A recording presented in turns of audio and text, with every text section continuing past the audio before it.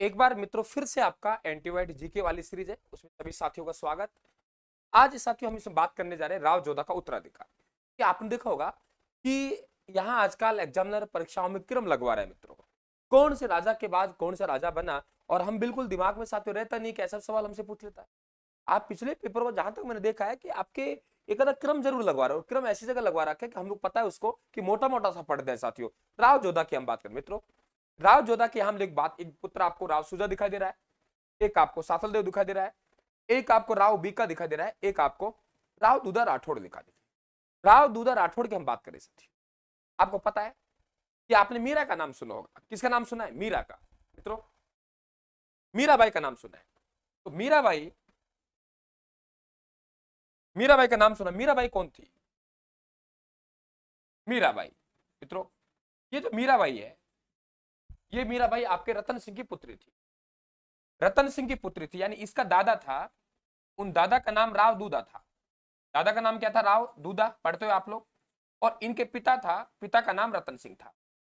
अब आप क्लियर, आपके समझ में आ रहा होगा कि राव दूधा जो दादा था, तो राव दूधा कौन था मित्रों? ये आप लोगों के राव जोधा की जो पत्नी है चांपाबाई, चांपाबाई के गर्भ से राव दूधा का जन्म हुआ।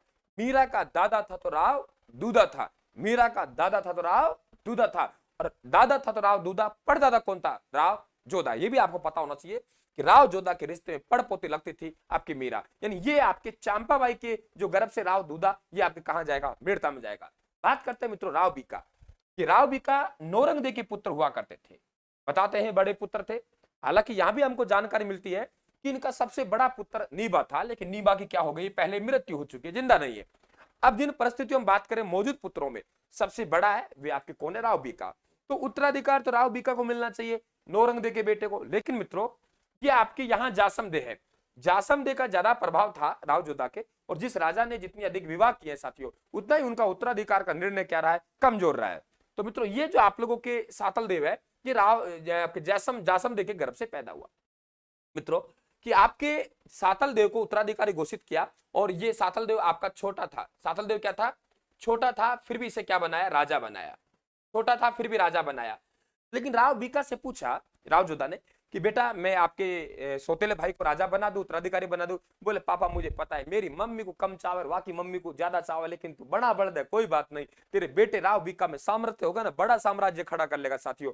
लेकिन पिताजी एक शर्त है हमारी कि आपकी मृत्यु के बाद जो राज चिन्ह है वे राज चिन्ह हमें मिलने चाहिए, इनको नहीं मिलेंगे, राज चिन्ह मुझे मिलने चाहिए साथियों। इस शर्त के साथ राव बीका यहां से निकल जाता है, और राव बीका आपके बीकानेर में, हालांकि उस समय बीकानेर नहीं था मित्रों, एक जगह थी जांगल प्रदेश। क्या नाम था?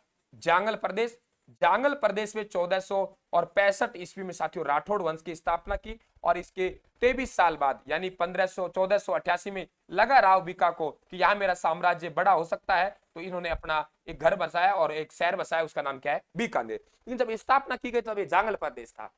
मित्रों सातल देव को उत्तराधिकारी बनाया गया। ये सातल देव वे है, जो हम बात करें 1 मिनट पूरा हो जाएगा। ये मित्रों सातर देव वे है आप लोगों के जो आपके कोसाना का युद्ध लड़ते हैं मित्रों। कोसाना का युद्ध, ये कोसाना का युद्ध क्या है? ये कोसाना का युद्ध है साथियों कि आप लोगों के अजमेर के सूबेदार मल्लू खां का नाम सुनोगा। अजमेर के सूबेदार मल्लू खां ने अटैक किया, अजमेर के सूबेदार मल्लू खां ने अटैक किया साथियों, और वे इनके मध्य कोसाना का युद्ध हुआ 1492 में। वे मल्लू खां है साथियों जिसका सेनापति आपके घुड़ला खां हुआ करता था। ये घुड़ला खां 140 कुंवारी कन्याओं को अपहरण करके ले गया, इन्हें छुड़वाया गया, और साथियों फिर घुड़ला खां को मारा गया, और घुड़ला खां का जो पूरा सिर काट के जोधपुर शहर में घुमाया गया, और वहां कुंवारी कन्याओं ने छिद्रित मटके में जलता हुआ दीपक रख के साथियों एक नृत्य शुरू किया, उसे घुड़ला नृत्य कहते हैं। और एक घुड़ला की बेटी थी साथियों, उनका नाम है गिंदोली। गिंदोली कहने पर यहाँ घुड़ला त्योहार प्रारंभ हुआ, जो आज ही मनाते हैं चैत्र कृष्ण अष्टमी को। तो साथियों ये जरूर ध्यान रखें, कोसाना का युद्ध, कोसाना का युद्ध 1492 में इनकी मृत्यु हो गई। अब राव सातल देव की मृत्यु हुई तो सीधी सी बात है 1489 में राव जोधा मारा, तो सातल देव कार्यकाल क्या कहलाएगा? 1492। क्लियर? लेकिन राव सातल देव के बाद में इनका बेटा राजा नहीं बनेगा साथियों। राव सातल देव के बाद जो राजा बनेगा वे कौन बनेगा? राव सुजा। ये आपको पता होना चाहिए कौन बनेगा? राव सुजा। एकदम अपने दिमाग में बिठा लेना साथियों, राव सुजा राजा बनेगा। और राव सुजा का संबंध क्या है? राव जोधा का ही ये क्या हुआ करते थे? बेटा हुआ करते थे मित्रों। राव जोधा के ही क्या होते थे? बेटे होते थे। आपको ध्यान रखना, कहीं आप सोचो सातल देव के बाद राव सुजा राजा बना है, गलत मत कर देना।